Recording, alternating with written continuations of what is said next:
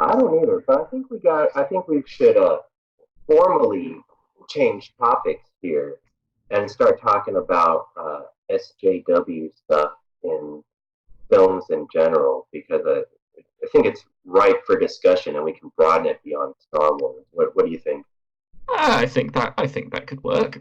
I mean, let's use Star Wars as like a what's a word? I can't remember. I'm going to use the word linchpin, but I know that's wrong. Um, I'll think of the word later. So I have a question. So your main work, as far as I can tell, you're a big fan of the sword and sorcery genre, Yes. the pulp fiction which dominated decades ago.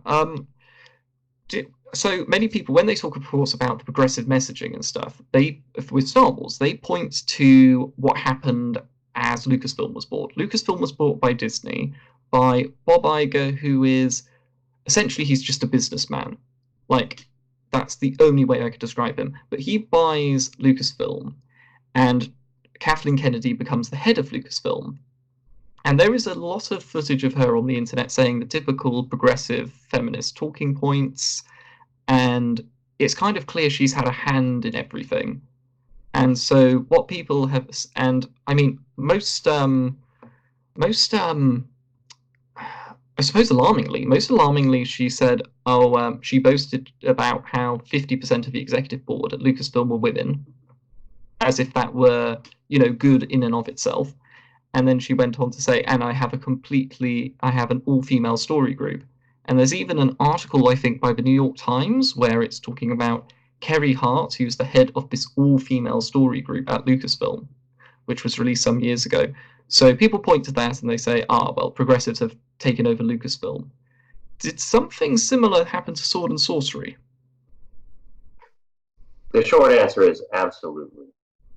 And what happened with sounds like with Lucasfilm as well, but the film industry and what happened with Sword and Sorcery is that the gatekeepers of these things became feminists. I'll use Sword and Sorcery as an example. So in the 70s and 80s, Sword and Sorcery was a decently big book genre. If you've ever seen a book with a Frank Frazetta cover painting on the cover, that's probably Sword and Sorcery. It's Conan. The Conan books were huge during this time. Many, many reprints, many other characters that were coming out. If you've seen the Michael Moorcock book for Elric, he was a character. Carl Edward Wagner had Cain. There was a decently good amount of sword and sorcery, but it was very popular. Conan was the most popular among them, thanks in part to the Frank Frazetta covers. Anyway, 1985 comes around, and all of a sudden, wherever there was these books, there weren't these books anymore. So you could find books, the sword and sorcery books, on shelves in department stores, at the checkout lanes at grocery stores, kind of like you see magazines now, because they were relatively cheap. They cost $1.95 to $2.95, which would be about $5 US dollars today. And you just pick it up on your way out, and young guys especially, but even older guys, they loved it. 1985 comes around, not there anymore. When So you what happens? Say when you again? sorry, I have to ask. When you say they're not there anymore, do you?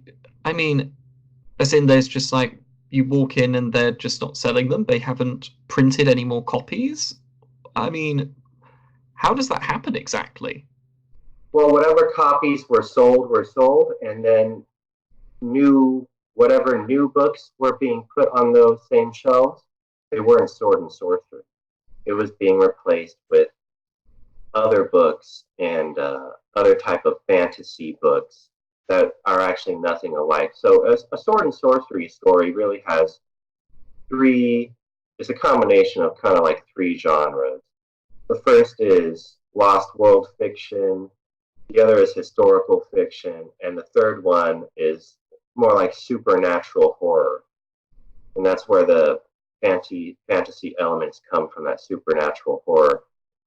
And what replaced it essentially was longer books, more like 400 pages compared to the 200 pages that a typical sword and sorcery book might be. 400 book fantasy tomes pretty much replaced it. And how that came about was essentially simply enough that the editors, the literary agents, the gatekeepers that choose which books get produced at the big publishing houses were feminists, and they were slowly climbing the ranks up to that point. And when they became the gatekeepers, they said we want more representation of women, and we want more books that women are going to read, and we want to make the books longer because women like longer books. Men don't like longer books. Men don't like big 800-pound or 800 page books. They want a 200-pound book they can read like an adventure. And so if you, Morgan Holmes is somebody I correspond with regularly. He is a pulp fiction, sword and sorcery, Robert E. Howard expert. He writes for Castalia House. Castalia House is Vox Day's publishing company. And there's an article he wrote, because he was alive during it, about the exodus of sword and sorcery. Wish I had the exact title, but you'd have to search for it. Great article. And he says, 1984, you can find these books on the shelf. 1985, you can't find them anymore. And I did some of my own research after that, and I talked with him about it. And the long story short of it is just that the market did not drive the change in this. The market did not drive this change. People drove the change based on what they wanted to see. And those people were, women as gatekeepers who wanted to see more women-oriented books on the shelves. And that's what they got. And, for all intents and purposes, sword and sorcery kind of, died on the vine because of it. This is fascinating because I was expecting an account similar to what's happened with Lucasfilm, in that, okay, so we got some people who infiltrated the institutions, and then they started changing the works, and then people just stopped buying them. So something similar to what's happening with Lucasfilm and Marvel Comics. But you're saying that they just cut it off. They just they didn't even try to reform it so that they liked it. They just went, no, we this is unacceptable. We're just not going to have anything to do with it. Yeah, because they had so many choices. So they could choose what they wanted to publish. So there's no reason to tell an established sword and sorcery author to, hey, re-edit your book so that we have more of the internal dialogue of the female characters, and we want to see these female characters feel good about their bodies, and we want them to be the main characters. There's no reason to tell a new author to do that there's no reason to tell an old author to do that when you can publish a new female author who's already doing it. And that's just what they did. But I wouldn't put it past these people. They would I wouldn't put it past them that they would take Conan the Barbarian and go, okay, we own the IP because the author's dead, so why don't we have Conan replaced by a woman or something? I mean, I wouldn't put it past them, but they didn't. Well, they didn't do that. But Robert E. Howard's estate, thankfully, was kept in very good hands. And Glenn Lord I believe he had the estate for decades. He was a huge fan, and he wanted to spread Robert E. Howard's work. For those who don't know, Robert E. Howard created Conan. He wanted to spread the work, and he wanted it to be true to Howard's writing. And so we got very fortunate in that way that it didn't. Also, it'd be too hard. I don't think you could do a Conan story that anyone would want to buy. It just wouldn't be worth it. But that hasn't stopped the progressives before, because we have the example of the new Ghostbusters film, which was a completely female cast, Ocean's 7, I think, which was a completely female cast. So, and of course they want to make a female Thor film called Thor: Love and Thunder, and they're just umming and ahhing as to whether the Valkyrie is for, or Jane Foster, aka Natalie Portman, is for. So, I mean, this hasn't really stopped them before. So that's why I'm surprised. Do you think it's a change of tactics? No, I think the people who have the people who can approve of a Robert E. Howard character media production. So if you wanted to make any movie based on one of his characters, I think the people who are in charge of that are first and foremost Robert E. Howard fans. And this is it's very fortunate. I think that it's just they're people who want to promote his work, want to do it the right way, and we're pretty fortunate in that event. And you got to think Ghostbusters, Ocean's 11, uh, these people or whoever created these stories, they have nobody saying, "Hey, let's keep these stories pure to what they were." Whereas with Robert E. Howard, there's some real fans. Because Robert E. Howard's work was resurrected out of nowhere by people who love what he wrote. He's a great author. Nobody's doing that with Ghostbusters. Nobody's resurrecting Ghostbusters because they love Ghostbusters. They're resurrecting Ghostbusters because they want to promote a certain narrative and they hope it'll sell based on the Ghostbusters name. Yes, and the thing is though is they seem to be trying to replace the old works with progressive works, because with stuff like Ghostbusters, for instance, I mean, there's not really a lot wrong with Ghostbusters from any perspective, really, except for that it was just a male-dominated cast. So it's not progressive enough, and I think there is a motive of trying to replace older works with progressive works to change the hegemony which currently exists, because they can't exactly these people, they can't exactly go and burn old copies of Ghostbusters, for instance, or old copies of Ocean's 11 or Indiana Jones or anything, but they can make new versions which are progressive to replace them. And I think more than money, that is their motive. Well, I think you're 100% right, and I think it goes even deeper than examples of modern movies. They're trying to rewrite the classic. I don't even want to say Western, just anything that's Indo-European that are classic texts are trying to be rewritten. I'll give you some examples. That feminists are rewriting Homer. So they're just publishing new books from female perspectives about Homer that take place in Homer's stories like the Iliad and the Odyssey. And instead of making the heroes look heroic, they're making the heroes look like rapists or homosexual or just anything that they're not. I could give you a couple examples. There's one feminist book, I forget what it's called, but it's taking the viewpoint of Odysseus's wife. Man, what's her name? It's escaping me all of a sudden. Penelope. Yeah, Penelope. It's taking the viewpoint of Penelope's maidservant. And in the feminist story, these maidservants are being abused.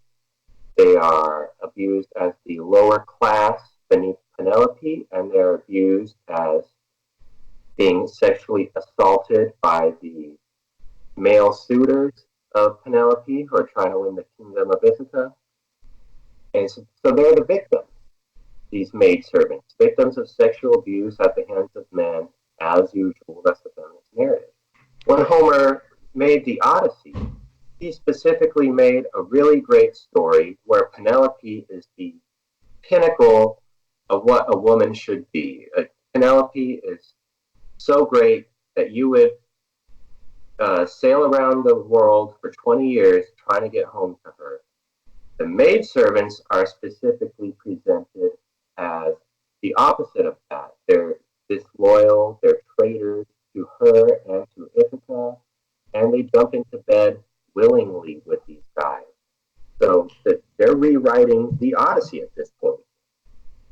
Yes, it's disturbing because it is just it's not even up to interpretation. It's just written straight there. Odysseus is still disguised as a beggar. He's sleeping on the floor of the hall in his house, and he just sees the maidservants go into the other hall where all the suitors are to fornicate with them. It's explicit. It's not. It's not. Maybe use the wrong word there. It's clear. It's clear what they're doing. It's like it's of their own volition. They're not. It's like it's not up to interpretation. And yeah, I've read a number of articles about this because these are the things that obviously they want to promote in classic studies. I mean, they haven't replaced. Obviously, I don't think they've replaced the Iliad and the Odyssey yet with these texts, but they kind of, I'm pretty sure now they're putting these texts, these new texts, side by side with the old stories, just to say, Yeah. oh, have a perspective on this. Exactly, exactly. I'll give you another great example, which is from the Iliad. So, in the Iliad, the plot of the Iliad, the central conflict rather, is that Agamemnon, there's a plague plaguing the Greeks. The reason this plague happened is because Agamemnon took uh, a wife who was the priestess of one of Apollo's temples. To stop the plague, Agamemnon has to give this wife back to the temple. He doesn't want to do it. He loves his wife. He thinks she's so great. She's hot. She's all that. So he doesn't want to do it. And all the other kings that are fighting with the Greeks say, look, you got to do it. You got to give up your wife. And Agamemnon is saying, well, none of you guys are giving up your wives. How come I have to give up mine? And then Achilles says, look, just do it. We're fighting the war here. And Agamemnon says, okay, I'm going to give up my wife. We'll stop the plague. But the wife that you like the most, Achilles, I'm going to take her. And the whole central conflict is that Agamemnon took Achilles' wife that he loves so dear, or he wants so dear, and this was a great dishonor, and Achilles stops fighting and used their secret weapon to win the war. Well, relatively new book, it was written, Feminist Perspective, from the perspective of Achilles' wife, Briseis, and it's told through the eyes of Briseis. And what happens is that she sees a deep romantic gay love affair between Achilles and Patroclus. And there's no basis for this in the whole text of the Iliad, that there's this deep romantic gay homosexual relationship between Achilles and Patroclus. And I wrote an article about it on Legends of Men, and one very angry commenter said, no, they're definitely gay, and I was fragile masculinity, or whatever they like to say. I left the comments up. But they're rewriting it to make Achilles, the great warrior, also gay, and his best friend gay, and they're gay lovers. And I believe that the reason this is happening is because they don't want the narrative to allow men to band together. They want to make any two guys being together viewed as homosexual. And look, I have deep friendships with my friends that are guys, and I'm sure you do too. Nothing gay about it, but they don't want that to be allowed. It's funny you mentioned that as well because it just reminded me of Star Wars. So there was an article I read. I read a little bit of it because I don't spend my time reading these articles, but it was a report on how Oscar Isaac wanted Finn and Poe in the Rise of Skywalker to be like Achilles and Patroclus in this feminist rewriting. He just wanted a gay romance between Finn and Poe. And I think J.J. Abrams wanted to do it, and I think Lucasfilm on some level wanted to do it as well. But they were thinking about the Chinese market and the Arab market, the Middle Eastern market. And so they didn't write it, and instead they have two lesbians who share a kiss in the background. They're two extras. We don't know who they are. No one cares. And when they released the Middle Eastern version, they just cut that little bit out and just had it there. And apparently, I think Oscar Isaac, the guy who plays Poe, he wasn't happy about that at all. So it is. We're heading towards a dystopian film scenario where we need the Chinese to save us from being broadcasted gay porn. It's like, hey, do you want to watch the Western release? Nah, I think I'll stick to the Middle Eastern release, to be honest. It's more God forgive me, it's more wholesome. I'll buy the Chinese version that has the Chinese dubs and English subtitles. Yeah, why not? It was actually a really interesting stream I was listening to about the Chinese market, film market. So it's actually the second biggest cinema market in the world. So if you make it big in America and if you make it big in China, your film is big, essentially. You've made a lot of money if you crack those two markets open. Europe less so, but China and America, top markets for films. And I was actually listening to this really interesting live stream between two YouTubers who come from the neo-reactionary part of YouTube, the Distributist and what's his name? The other guy, Fritz Imperial, and they were discussing how Hollywood has actually taken to simplifying some of its stories, its plots, and other aspects of the script, so that it's easier to translate these films into both Mandarin and to a Chinese audience. So a sort of cultural translation. So, for example, have you seen a film called Flushed Away?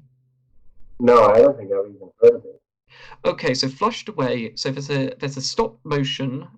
It's not only stop motion animation, but there's an animation studio based in Bristol in the UK called Aardman. And this studio is famous for stop motion animations such as Creature Comforts, Wallace and Gromit, and Shaun the Sheep. Okay. So Wallace and Gromit is actually really quite big in Great Britain, and was one of the best cultural exports from the country. But so at the time, Aardman had a distribution deal with DreamWorks, and they produced a CGI film called Flushed Away, which British audiences found hilarious because it was filled with British humour. But when they took it to the American market, the Americans just didn't find it funny overall. It didn't do very well in the United States because the cultural difference was actually too large, even though the language was the same. So there's something similar happening now where Hollywood is making films with the consideration that the films need to make sense in China, so that the Chinese aren't watching it and finding it impenetrable because of the cultural differences. Yeah, I think the first film that Hollywood realized how much China is needed for them, it's almost kind of insurance for them. First film that told them this was the film Waterworld. Have you seen this film? Once, long ago. Yeah, because it came out in 1995. It was a big flop. It's not a very good movie, but the plot is super simple. The dialogue is very simple, and there's not much of it. Chinese audience could understand it. The Chinese audience saved it from being a loss. So it recouped its expenses thanks to the Chinese market. And now yeah. Wow. Sorry, continue. That's just interesting. Yes. So now what they do is they kind of look at that Chinese market as either a way to increase their profits by huge margins or to give some sort of insurance if the American market doesn't like it. So with a film like Rise of Skywalker, it's almost a surefire bet that they're going to cut the lesbian kiss from the Rise of Skywalker just so they can sell more in China. Yeah, I think I've heard some conflicting reports actually about that. So some say that it was cut from China and some say it wasn't, but I think it's actually more complicated involving like different parts of China. So I think Hong Kong would be, for lack of a better term, more liberal. But yes, you're right. So there are things that I'm pretty sure that there'd be quite a few places in China where they just cut that scene out entirely. They certainly did it for the Middle Eastern market. But the funny thing is, right, is that Star Wars has not done well in China ever. It sort of was had, yeah, it had moderate with The Force Awakens. There was moderate success in China. The Last Jedi was dropped within the first few weeks in China. It just didn't make money. And then The Rise of Skywalker, it's a similar thing. It just didn't make money. So, I mean, Star Wars just doesn't appeal to the Chinese market. So the irony is that as they're making these films to try and break into China, Lucasfilm's works and IPs just don't resonate. Maybe So they are a little more discerning as consumers than your typical American Star Wars fan, because a lot of people they love the original Star Wars so much that they'll just watch any Star Wars movie. And the way we are in America, like if you see number one and number two, you're gonna see number three almost even if you don't want to. pretty much, there are just the people like um like those Marvel fans who were watching Captain Marvel, and I happened to be sitting next to them on the day it came out. Ugh. They were just they were just the type of people who would enjoy any old slop as long as it had the Marvel brand on it. Yeah, It's just like, oh dear. I mean, actually, serious question. How do companies do this? I mean, how do you make how do you I don't know, how do you manufacture a a a like following of consumers or of viewers who will just accept whatever you throw at them? Like, I mean, how do you do that even? I'm not even like if you had told me maybe 5, 10 years ago that you could get people who would be like this, I wouldn't have believed you. I would have gone, no, no, no, no, no. Everyone has critical facilities. It will be fine. But faculty, sorry. But and now I'm just looking at people going, what is wrong? Why is that guy crying? Because crying while watching a Star Wars trailer.